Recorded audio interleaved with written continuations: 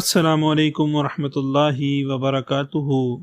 حضرت مولانا الیاس صاحب رحمۃ اللہ علیہ کے ارشادات اور حضرت مولانا الیاس صاحب رحمۃ اللہ علیہ کے ملفوظات کی یہ قسط نمبر 6 ملفوظ حضرت مولانا الیاس صاحب رحمۃ اللہ علیہ کا۔ الحمدللہ وکفا وسلام علی عبادہ الذین اصطفیٰ اما بعد۔ فرمایا،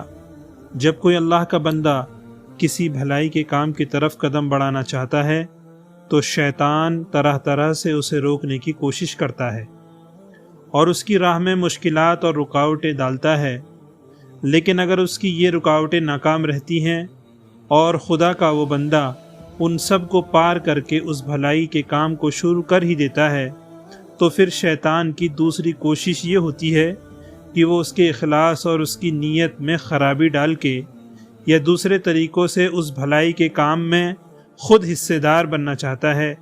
یعنی کبھی اس میں ریا و شمعہ یعنی کہ دکھاوے اور شہرت کی خواہش کو شامل کرنے کی کوشش کرتا ہے، اور کبھی کسی دوسری غرض کی ملاوٹ سے اس کی للہیت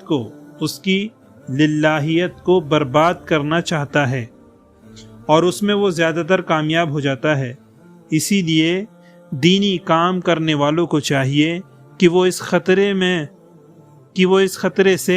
ہر وقت چوکنا رہیں اور اس قسم کی شیطانی بلاوے و بہکاوے سے اپنے دل کی حفاظت کرتے رہیں اور اپنی نیتوں کا برابر جائزہ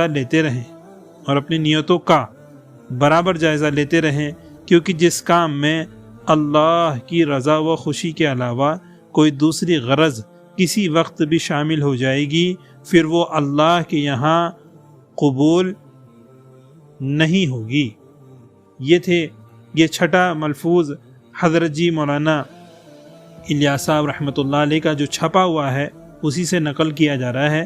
آگے بھی انشاءاللہ جو میں نے پہلے بھی بتایا آپ کو، ایک پلے لسٹ حضرت جی مولانا الیاس صاحب رحمۃ اللہ علیہ کے ملفوظ کی ہمارے چینل پہ ہے، اس میں ملفوظ 1 سے لے کے آئندہ کے ملفوظ بھی انشاءاللہ سارے آتے رہیں گے۔ آپ ضرور اس لسٹ کو سنیں، حضرت جی کی قیمتی باتیں اس کے اندر ہیں۔ اللہ تبارک و تعالیٰ ان ساری باتوں پہ ہم سب کو عمل کرنے کی توفیق عطا فرمائے۔ السلام علیکم ورحمۃ اللہ وبرکاتہ۔